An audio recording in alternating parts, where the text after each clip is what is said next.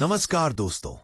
आज की इस शांत रात में जब बाहर की दुनिया धीरे धीरे सो रही है और आपके कमरे में हल्की सी रोशनी है, आज मैं आपको ले चलूंगा एक ऐसे घर की कहानी में जहां कभी हंसी सांस लेती थी।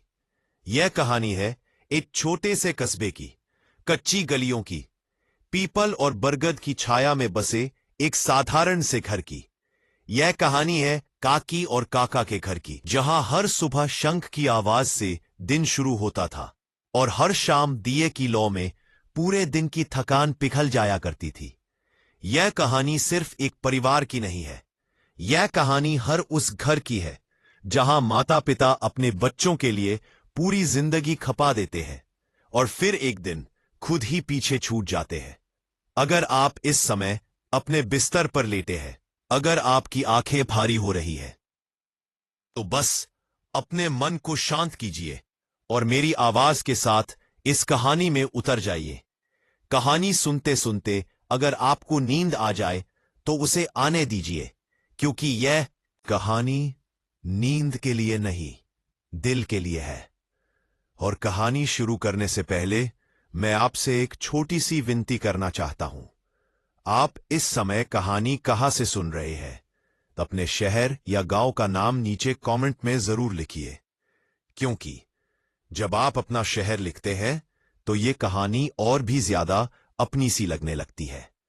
तो आइए अब बिना किसी जल्दी के धीमी सांसों के साथ सुनते हैं काकी के घर का रहस्य। एक ऐसा सच जो बहुत चुपचाप दिल के भीतर उतर जाता है। ना रेल की सीटी हर गली में सुनाई देती थी, ना बिजली की रोशनी हर घर तक पहुंची थी। जीवन धीमे धीमे चलता था, सूरज की चांद से, मौसम की सांसें से।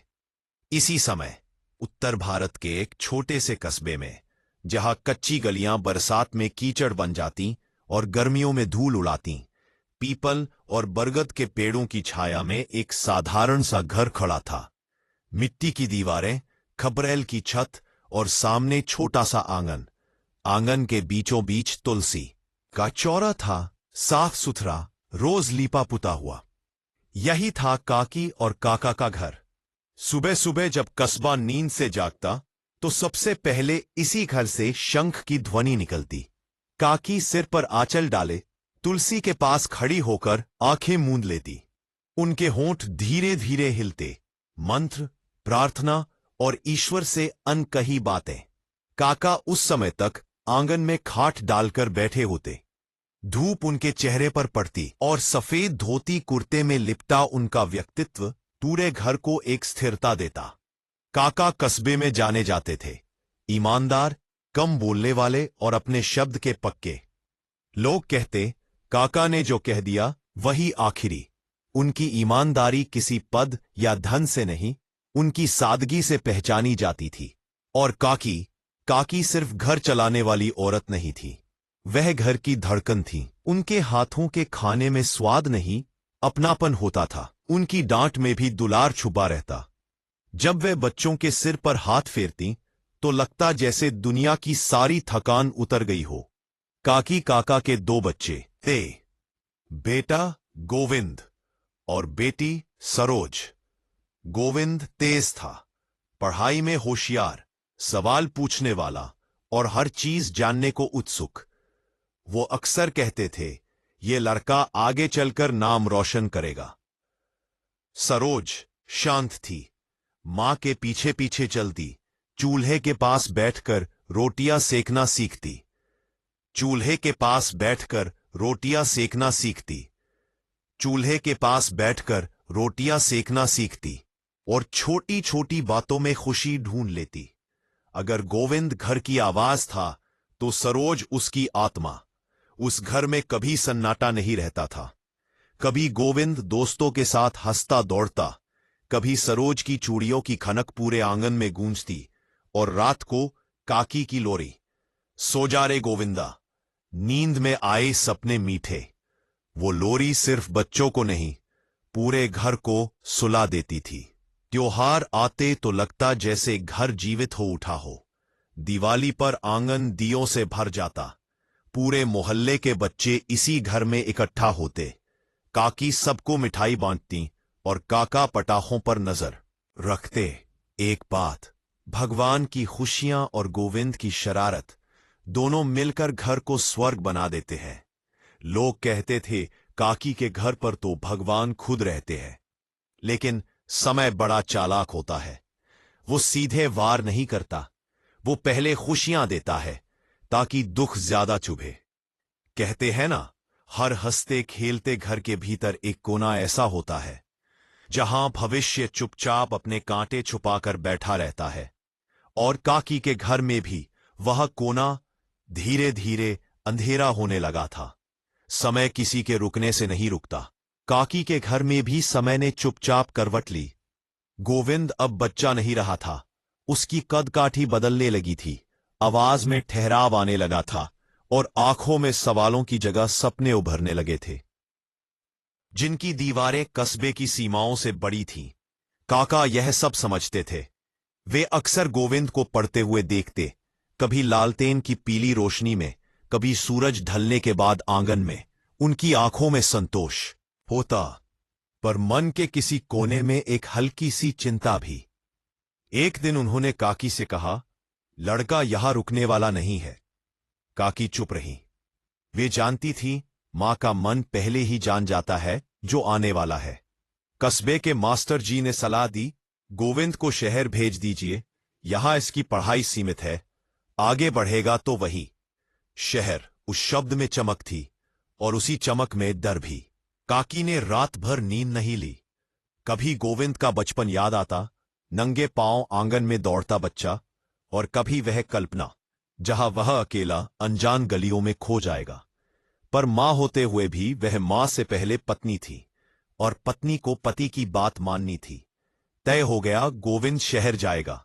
विदाई की सुबह, जिस सुबह गोविंद को जाना था, आसमान कुछ ज्यादा ही उदास था। काकी ने जल्दी उठकर खाना बनाया, पूरी, सूखी सब्जी और गुड़, गोविंद की पसंद का। सरोज चुप थी, बहुत चुप। वह गोविंद की गठरी बांधते हुए बार बार रुक जाती, जैसे हर गांठ के साथ उसका मन भी बंधता जा रहा हो। काका ने गोविंद को सीने से लगाया। कुछ बोले नहीं, पर वह आलिंगन शब्दों से भारी था। और काकी, उन्होंने आंचल में मुंह छुपा लिया। मां की आंखों से विदाई अच्छी नहीं लगती। जब बैलगाड़ी चली तो आंगन खाली हो गया, पर उसकी छाया कुछ कम लगने लगी थी। शहर का पहला सामना। शहर गोविंद के लिए सपना भी था और सदमा भी। ऊंची इमारतें, अंग्रेजी बोलते लोग, घोड़े की जगह रेल और रिश्तों की जगह काम। स्कूल में सब कुछ अलग था। यहां पढ़ाई किताबों तक सीमित नहीं थी, यहां सोच बदली जाती थी। गोविंद को बताया गया, ये नया जमाना है, पुराने रीति रिवाज पीछे छूट चुके हैं। धीरे धीरे गोविंद बदलने लगा। उसके कपड़े बदले, बोलने का ढंग बदला, और सोच भी। खतों का बदलता स्वाद। शुरू में गोविंद के खत लंबे होते थे। काकी, यहां बहुत याद आती है। सरोज, तुम्हारे हाथ की रोटी की कमी लगती है। काकी हर खत को सीने से लगा लेती। सरोज उसे बार बार पढ़ती। पर समय के साथ खत छोटे होते गए। अब उनमें शहर की बातें ज्यादा थीं और घर की यादें कम। काकी यह सब महसूस करती थी, पर कहती कुछ नहीं थी। मां जानती है, जकड़ने से बच्चे टूट जाते हैं। गोविंद के जाने के बाद घर बदल गया। सरोज पहले से ज्यादा जिम्मेदार हो गई, काकी का सहारा बन गई। बस काका चुप रहने लगे। शाम को अक्सर गोविंद की जगह खाली खाट देखते। कभी कभी वे आकाश की ओर देखते और बुदबुदाते, बस ठीक रहे। शहर ने गोविंद को बहुत कुछ दिया, ज्ञान, आत्मविश्वास और आजादी, पर बदले में उससे उसका घर मांग लिया। अब जब वह आईने में खुद को देखता तो कस्बे का लड़का नहीं दिखता, एक नया आदमी दिखता था। और उस नए आदमी को पीछे छूटे आंगन की मिट्टी धीरे धीरे भारी लगने लगी थी। उसे समझ नहीं आ रहा था कि वह आगे बढ़ रहा है या पीछे कुछ खोता जा रहा है, पर समय उसे सोचने का मौका नहीं देता। क्योंकि उसी घर में जहां कभी हंसी गूंजती थी, अब एक और तूफान धीरे धीरे दरवाजा खटखटा रहा था। गोविंद के शहर चले जाने के बाद काकी के घर में जो सबसे पहले बदला वह था समय का स्वाद। पहले दिन हंसी में कट जाते थे, अब दिन गिनती में बीतने लगे। सरोज अब बड़ी हो चुकी थी। उसकी चूड़ियों की खनक वही थी, पर आंखों में एक अनकहा ठहराव आ गया था। वह मां की तरह मुस्कुराती थी, पर उस मुस्कान में अब बचपना नहीं, समझौते की परछाई थी, रिश्तों की दस्तक। एक दिन काकी ने सरोज के बालों में तेल लगाते हुए कहा, अब तू सयानी हो गई है। सरोज कुछ नहीं बोली। उसने आईने में खुद को देखा और पहली बार उसे अपना चेहरा थोड़ा अजनबी लगा। रिश्ते आने लगे। हर रिश्ते के साथ कुछ सवाल आते। दहेज कितना, जमीन कितनी, घर कैसा है। कोई ये नहीं पूछता था लड़की कैसी है। काकी हर बार भीतर से टूटती, पर बाहर से मजबूत रहती। काका चुपचाप सब सुनते और हर बार एक ही बात कहते, हम बेटी बेचने नहीं, ब्याहने जा रहे हैं। पर समाज तर्क नहीं समझता। वह सिर्फ हिसाब करता है। एक रिश्ता तय होता है। आखिर एक रिश्ता तय हुआ। लड़का शहर के पास रहता था। परिवार साधारण बताया गया। काकी ने भगवान का शुक्र माना। सरोज के सिर पर हाथ रखा और कहा, बस सुखी रहे तू। सरोज ने मां को गले लगाया। उस गले लगाने में डर भी था और विश्वास भी। शादी वाले दिन घर में चहल पहल थी। आंगन सजाया गया। तुलसी के पास दीप जलाया गया। काकी की आंखों में आंसू थे, पर चेहरे पर मुस्कान। सरोज लाल जोड़े में काकी के सामने खड़ी थी, जैसे कोई गुड़िया जिसे कोई दूर ले जाने वाला हो। काकी ने उसकी मांग भरी, कान में फुसफुसाई, सब सह लेना, पर टूटना मत। सरोज ने सिर हिला दिया कि कुछ बोझ सहने से नहीं, चुप रहने से टूटते हैं। ससुराल की पहली सांस। ससुराल बड़ा था, पर दिल छोटे। पहले दिन सब ठीक रहा। दूसरे दिन ताने शुरू हुए। इतना दहेज होता तो अच्छा होता। तीसरे दिन आवाजें ऊंची हो गईं और फिर मौन। सरोज चुप रहने लगी। उसने मां को खत लिखा, मैं ठीक हूं। पर उस ठीक में बहुत कुछ दबा था, बीमारी या बोझ। कुछ महीनों बाद खबर आई, सरोज बीमार है। काकी का दिल कांप उठा। उन्होंने तुरंत जाने की बात की, पर ससुराल से जवाब आया, जरूरत नहीं। काकी रोज तुलसी के सामने दीप जलाती और कहती, मेरी बच्ची को बचा लेना। फिर एक दिन वह खबर आई जिसने घर की दीवारें हिला दी। सरोज नहीं रही। मां का टूटना। काकी की आंखों से आंसू नहीं निकले। उनका शरीर बैठ गया। उन्होंने बस इतना पूछा, क्यों? कोई जवाब नहीं आया। काकी उस दिन सिर्फ बूढ़ी नहीं हुई, खाली हो गई। सरोज की चूड़ियां अब आंगन में नहीं खनकती थी। तुलसी का चौरा पहली बार सूना लगा। समाज की खामोशी। लोग आए, दो शब्द कहे और चले गए। कोई यह नहीं बोला, यह हत्या है। क्योंकि लड़की का मर जाना समाज के लिए एक खबर भर था। घर में पसरा सन्नाटा। अब घर में काकी की लोरी नहीं गूंजती। रातें लंबी हो गईं। काका चुपचाप बैठे रहते। उनकी चुप्पी अब भारी हो चुकी थी। और शहर में बैठा गोविंद अभी तक इस आग की आंच से अनजान था, पर जब वह लौटेगा तो बहुत देर हो चुकी होगी।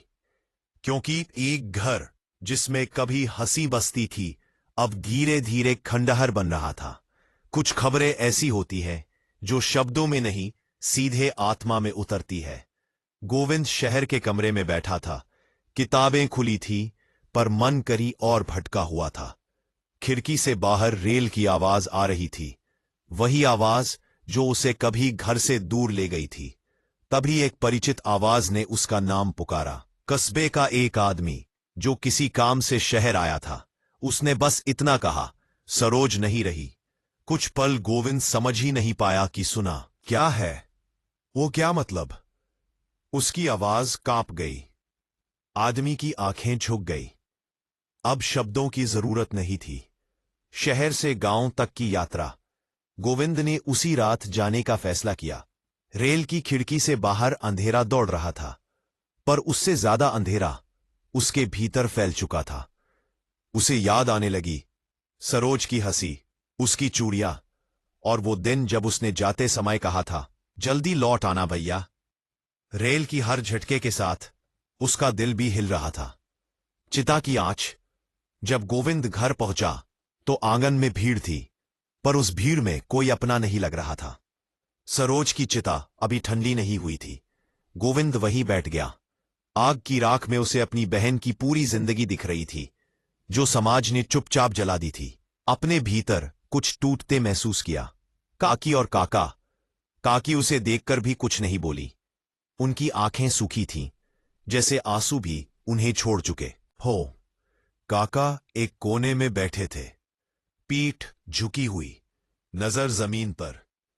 गोविंद ने काकी के पैर छुए।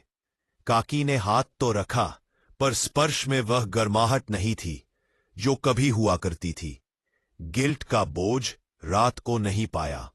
अगर वह पहले लौट आता, अगर वह शहर में इतना न खोता, तो शायद सरोज बच जाती। किसी को वापस नहीं लाता। घर का बदला हुआ चेहरा। अगली सुबह अपनी दीवारें वही थी, पर रंग उतर चुका था। तुलसी का चौरा अब भी था, पर उसमें जान नहीं लगती थी, जैसे दुख ने उसे सिकोड़ दिया हो। अंदर की दूरी। गोविंद और काकी एक ही घर में थे, पर अलग अलग दुनिया में। काकी बोलती थी, पर शब्दों में जान नहीं थी। गोविंद सुनता था, पर मन कहीं और भटका रहता था। काका अब ज्यादा चुप रहने लगे। उनकी चुप्पी घर के हर कोने में फैल गई थी। पुकार। कुछ दिनों बाद गोविंद को शहर से चिट्ठी आई, नौकरी का प्रस्ताव। उसने कागज को देखा, फिर घर को। उसे लगा यह घर अब उसे बांध रहा है। यहां हर चीज याद दिलाती है। सरोज, मां की टूटी आंखें और पिता की खामोशी। और वह इन सब से भाग जाना चाहता था। एक शाम उसने काकी से कहा, मुझे वापस जाना होगा। काकी ने कुछ नहीं कहा, बस तुलसी को पानी दिया।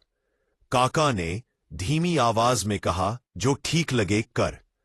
गोविंद समझ गया, यह घर अब उसे रोक नहीं रहा। चिता की आग का असर। सरोज की चिता की आग बुझ चुकी थी, पर गोविंद के भीतर अब भी जल रही थी। उस आग ने उसे और कठोर बना दिया था।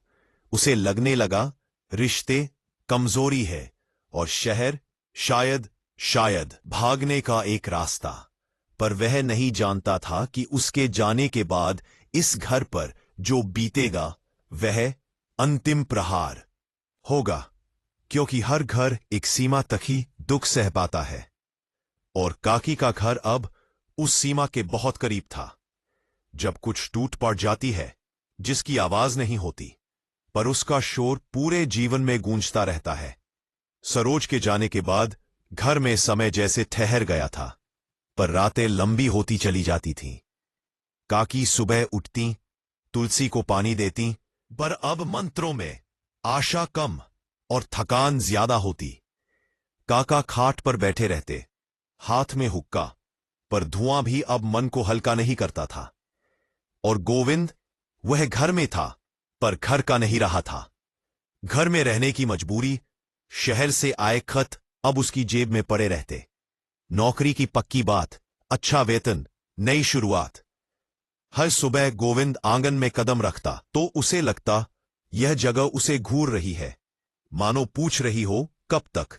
उसे हर कोना सरोज की याद दिलाता, हर दीवार काकी की टूटी आवाज सुनाती, और वह उस दर्द में घुटता जा रहा था। मां बेटे के बीच की खामोशी काकी जानती थी। गोविंद रुकने वाला नहीं। वे उससे कुछ नहीं पूछती थी, क्योंकि जवाब उन्हें पहले से पता था। कभी कभी वे उसके सिर पर हाथ रख देती, जैसे बचपन में रखती थी, पर अब गोविंद उस स्पर्श से बेचैन हो उठता। उसे लगता ये हाथ उसे बांध लेना चाहता है। पिता की चुप्पी। काका अपने बेटे को देखते, पर बोलते कुछ नहीं। उन्हें समझ आ गया था, जिस बेटे को उन्होंने मजबूती सिखाई थी, वही अब घर से दूर जा रहा है। एक शाम काका ने सिर्फ इतना कहा, घर छोटा नहीं होता, दिल छोटा हो जाए तो सब बोझ लगता है। गोविंद कुछ नहीं बोला। अंतिम निर्णय। एक रात गोविंद देर तक छत पर बैठा रहा। आकाश में तारे थे, पर वह रोशनी उसके भीतर नहीं उतर रही थी। उसे लगा अगर वह यहां रहा तो टूट जाएगा, और वह टूटने से डरता था। सुबह उसने काकी से कहा, मैं जा रहा हूं। काकी के हाथ से लोटा गिर पड़ा। उन्होंने कुछ नहीं पूछा। मां को पूछने की जरूरत नहीं होती। विदाई बिना आंसू की। इस बार कोई बैलगाड़ी नहीं थी, कोई रोना नहीं था, बस एक छोटा सा थैला और एक बड़ा सा सन्नाटा। काकी ने गोविंद को सीने से नहीं लगाया। शायद अगर लगा लेती तो वह जा नहीं पाता। काका ने सिर पर हाथ रखा और कहा, ठीक से रहना, बस। बंद होता आंगन गोविंद के जाते ही घर और सूना हो गया। अब उस आंगन में सिर्फ दो लोग थे, काकी और काका। और दो लोगों के लिए वह घर बहुत बड़ा हो गया था। काकी का टूटना। काकी अब ज्यादा बीमार रहने लगी। वे कभी कभी सरोज का नाम लेकर उठ बैठती, फिर तुलसी के पास जाकर धीरे से कहती, सब चला गया। काका का अंत। एक सुबह काकी ने काका को जगाया, पर वे नहीं उठे। उनका चेहरा शांत था, जैसे सब कुछ सहकर अब आराम कर रहे हो। काकी ने अकेले उनका संस्कार किया। कोई रोना नहीं, कोई शिकायत नहीं। घर और एक और विदाई। अब उस घर में सिर्फ काकी थी, तुलसी, दीवारें और यादें। और कहीं दूर एक बेटा जो शायद अब लौटने से डरता था, क्योंकि वापसी उसे यह स्वीकार करने को मजबूर करती कि उसने घर को नहीं छोड़ा था, घर ने उसे खो दिया था। और अब कहानी अपने अंतिम मोड़ पर थी, और एक पस थी। आशा नहीं। रसोई में अब दो चूल्हे नहीं जलते थे। एक ही बर्तन निकलता और वही भी अक्सर अधूरा रह जाता। काकी अब भूख से नहीं, जिंदगी से कम खाती थीं। रातों का सच। रातें सबसे भारी होती है। दिन में खुद को काम में बांध लेता है, पर रात सच सामने रख देती है। काकी अक्सर रात में उठ बैठती। उन्हें लगता सरोज रसोई में है, या गोविंद आंगन में किसी से बातें कर रहा है। वे आवाज लगाती, सरोज, गोविंद, और फिर अपनी ही आवाज सुनकर चुप हो जाती। कस्बे की बातें। कस्बे में लोग बातें करने लगे, काकी के घर में कुछ तो हुआ है। इतना खुशहाल घर था। कुछ लोग हमदर्दी दिखाते, कुछ जिज्ञासा, पर कोई यह नहीं समझ पाया कि उस घर का रहस्य कोई घटना नहीं था, वह एक प्रक्रिया थी, धीरे धीरे टूटने की। गोविंद की याद कभी कभी काकी गोविंद के बचपन के कपड़े निकाल लेती, उन्हें सूंघती जैसे गंध में बेटे की सांसें अब भी बची हो। वे जानती थी गोविंद बुरा नहीं है, वह बस डर गया है। डर, दुख से, यादों से और जिम्मेदारी से। एक अधूरी चिट्ठी। एक दिन काकी ने चिट्ठी लिखनी शुरू की, बेटा मैं ठीक हूं।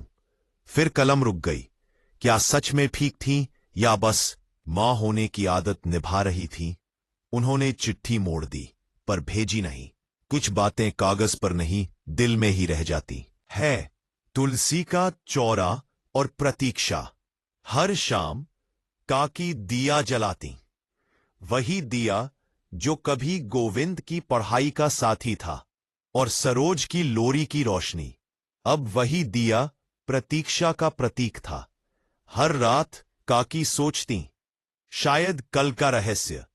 लोग पूछते थे, काकी के घर का रहस्य क्या है? क्योंकि रहस्य यह नहीं था कि सब कैसे खत्म हो गया, रहस्य यह था कि सब इतनी चुपचाप कैसे खत्म हो गया। कोई लड़ाई नहीं, कोई शोर नहीं, बस समय, समाज और अपनों की दूरी। अंतिम दृश्य। एक सुबह काकी देर तक नहीं उठी। पड़ोसन ने दरवाजा खटखटाया। अंदर काकी तुलसी के पास बैठी थीं, आंखें बंद, चेहरे पर शांति, जैसे उन्होंने अंततः प्रतीक्षा छोड़ दी हो। और वह घर घर अब भी खड़ा है, मिट्टी की दीवारें, खपरेल की छत और तुलसी का चौरा। पर अब उस घर में कोई कहानी नहीं बनती, बस यादें रहती है। अंतिम सत्य, काकी के घर का रहस्य किसी ने नहीं उजाड़ा, समाज ने कुचला और अपनों की चुप्पी ने धीरे धीरे मार दिया। और कहीं दूर किसी शहर में एक बेटा शायद आज भी कभी कभी एक पुराने आंगन को याद करता होगा, जहां कभी कभी हंसी सांस लेती थी। और दोस्तों, और यहीं पर काकी के घर की कहानी अपने अंत तक पहुंचती है। एक ऐसा घर जिसे किसी ने लूटा नहीं, किसी ने उजाड़ा नहीं, फिर भी वह घर खाली हो गया, क्योंकि कुछ घर हिंसा से नहीं टूटते, वे टूटते हैं समय से, समाज से और अपनों की चुप्पी से। अगर इस कहानी ने आपके मन को जरा सा भी छुआ हो, अगर आपको अपने माँ बाप, अपने घर या अपने बचपन की कोई याद आई हो, तो इस वीडियो को एक हाथ लाइक जरूर दीजिए। और अगर आप चाहते हैं ऐसी ही शांत, भावनात्मक और नींद के लिए सुकून देने वाली कहानियां, तो चैनल को सब्सक्राइब करना ना भूलें। कमेंट में यह भी लिखिए आपको कहानी का कौन सा हिस्सा सबसे ज्यादा छू गया और आप यह कहानी किस शहर से सुन रहे हैं। शायद काकी के घर की यह कहानी आपके शहर से होकर किसी और के दिल तक पहुंच जाए। अब अगर आपकी आंखें भारी हो रही हैं, तो उन्हें बंद होने दीजिए। ईश्वर करे आपकी नींद शांत हो और आपके सपनों में कोई ऐसा आंगन हो जहां आज भी हंसी सांस लेती हो। शुभ रात्रि।